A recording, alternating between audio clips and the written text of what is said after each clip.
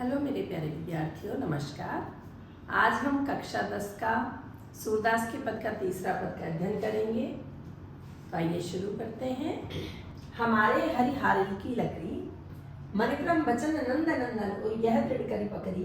जागत सोवत स्वप्न दिवस निसी, काने काने है जकरी। सुनत जोग लागत है ऐसो, जो करुई ककरी। सूतो व्याधि हमको ले आए, देखी सुनी न करी। यह तो सूरत नहीं ले सौंपो, जिनके मन चकरी। आपको पता है इसका प्रसंग, जब श्री कृष्ण मथुरा चले जाते हैं और गोपियों के लिए उद्धव के हाथों योग का संदेश भेजते हैं, तो गोपियां उद्धव को क्या जवाब देती हैं। उन्हीं जवाबों में से एक ये है। गोपियां कहती हैं कि हमारे हरिहारिल की लकड़ी। हारिल एक पक्षी होता है जो अपने पंजों में सदैव एक लकड़ी दबाए रहता है। वो लकड़ी ही उसके प्राणों का आधार होती है, उसके जीने का आधार होती है। तो गोपियां उद्धव से कहती हैं कि हे उद्धव, हमारे हरि यानी हमारे कृष्ण तो उस हारिल पक्षी की लकड़ी के समान है, जिसे हमने मणिक्रम वचन नंद नंदन, क्रम का मतलब यहाँ कर्म है, नंदन यानी पुत्र, और यानी हृदय,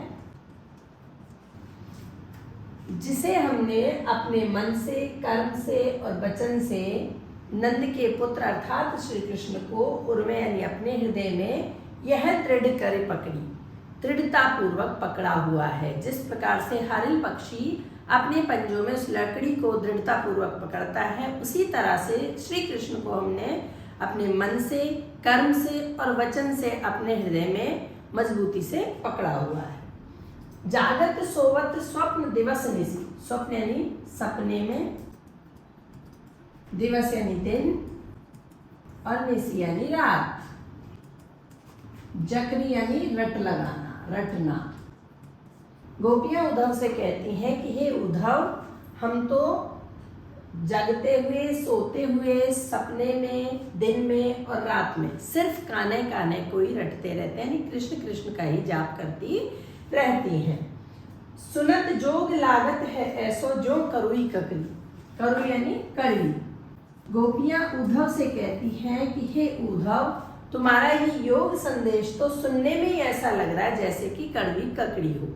जिस प्रकार से कड़वी ककड़ी होती है, उसको हम निगल नहीं पाते हैं, उसी प्रकार से तुम्हारा योग संदेश भी हमें ग्रहण करने योग्य नहीं लग रहा है।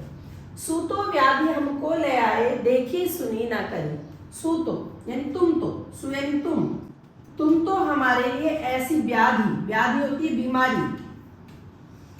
हे उद्धव, तुम तो हमारे लिए ऐसी बीमारी ले आए हो जो हमने ना कभी देखी है, ना कभी सुनी है और ना ही कभी भोगी है। करी का मतलब भोगना।